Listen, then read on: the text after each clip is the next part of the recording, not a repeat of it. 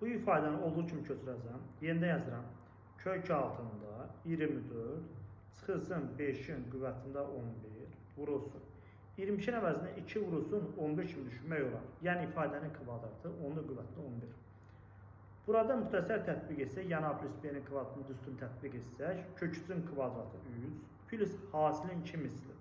2 vurulsun kök 3 vur kök 2, yəni kök altı 6 plus kök altı 2'nin kvadratı, yəni 2. Onun da qüvvəti 11.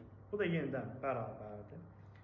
Kök altında 24 çıxılsın 5'in qüvvətində 11 vurulsun 2 kök altı 6. 2'ni də kökə daxil etsəm 2'nin kvadratı 4, 4 vur 6 24. Yəni kök altı 24.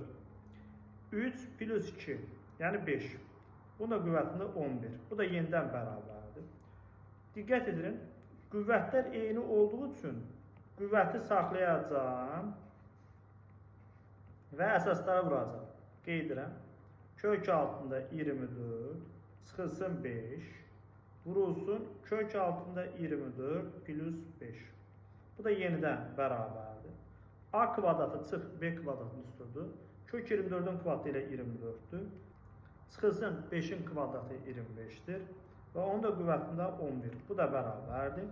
24 çıx 25 mənfi 1 qüvvəti 11 olacaq elə mənfi 1. Düzgün cavab Y variantı.